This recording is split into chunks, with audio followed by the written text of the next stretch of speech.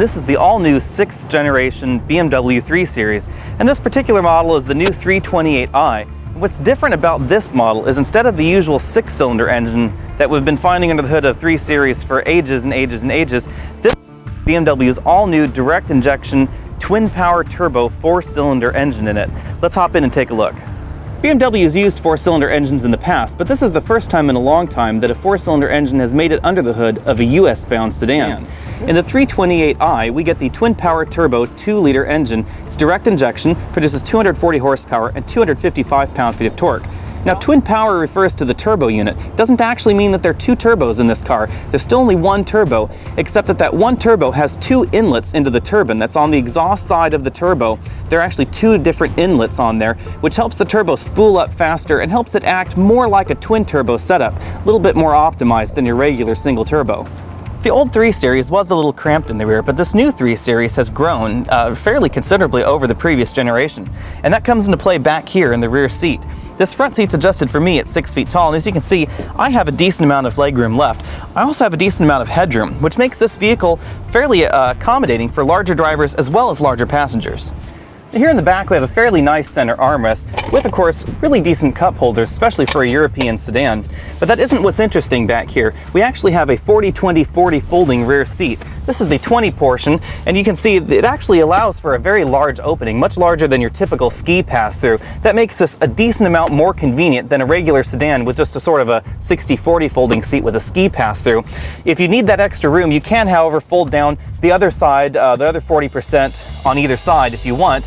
However, you can't fold down the driver's side without folding down the middle seat as well.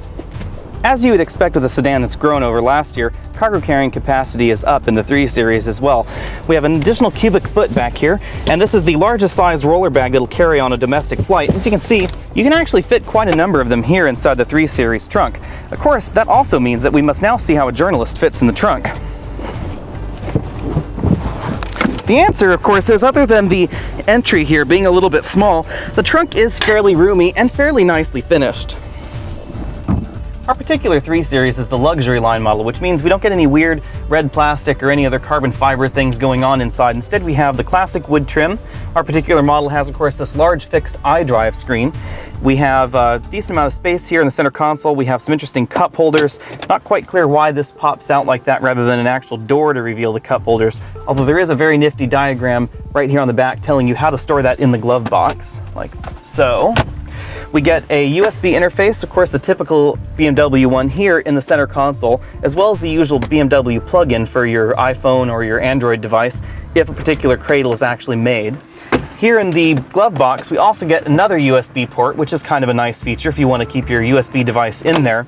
Because the 3 Series is a rear-wheel drive sedan and the position of the transmission and engine are designed for weight balance in the car, the transmission is essentially under here, which means that there isn't a whole lot of room in this center console. It's really the only drawback to this interior.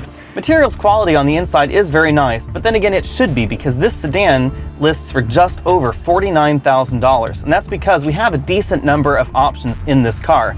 The iDrive is of course optional, as is the luxury line trim. We have the heads-up display, we have the automatic transmission, and a number of other options that really boost our MSRP quite high. Our 328 is equipped with all of BMW's latest gadgets. That includes iDrive as well as what you're seeing right now, which is BMW's full-color heads-up display. This has been tweaked for 2012 and now displays full infotainment information in the heads-up unit. And that's in addition to full-color navigation with lane direction, your speed, your cruise control information, as well as various safety messages from the car like fasten your seatbelts, things like that. If you know anyone that owns a Porsche Boxster, you've probably heard this line before. I bought a Boxster over a 911 because it was lighter, more nimble, and more fuel efficient. That's just crap. They bought the Boxster because they couldn't afford the 911. That's exactly what's going on here with the 328i. You buy the 328i because you can't afford the 335i, which is of course 300 horsepower and a lot more fun. But that being said, the 328i is more nimble, it is lighter, and it is more fuel efficient. And that fuel efficiency is really the reason that you can tell your friends that you bought one. Because according to this window sticker, this car gets 24 miles per gallon city, 36 highway, and 28 combined. However, BMW is lying to you because we got much better fuel economy out of this 328i than that. We've actually been averaging 35 overall. That's combined for an entire week of 880 miles worth of driving. And that's high speed, low speed, city, lots of stopping, lots of starting, lots of mountain driving. Of course, I live up and over a 2,200 foot mountain pass. That really normally wipes out your fuel economy. That being said, my best round trip commute to work was actually 42 miles per gallon in this car. And that is, of course, using the air conditioning the entire way, as well as going up and over that mountain pass. Really is quite amazing. And that's due in large part to this 2-liter turbo engine, which delivers a lot of its torque very low. So at 1,250 RPM, this engine is producing all of its torque, which means that the engine doesn't really have to do much revving in order to actually accelerate you or keep you at a speed on the highway. So for most highway driving, you're firmly in 8th gear at very low revs, and that really improves your fuel economy. Now, aside from those reasons, the 328i is fairly nimble, although the extra size of this vehicle and its softer suspension tuning versus last year's 328i mean that this really isn't as good of a corner carver as the last generation, at least in feel. Well, empirically, the numbers may be better than last year's, and that's what I'm told by BMW. It doesn't really feel that way. It doesn't feel as precise. The steering wheel isn't weighted the same as last year's model. It isn't as heavy. It's lighter.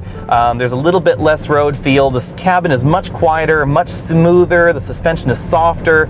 The ride is better.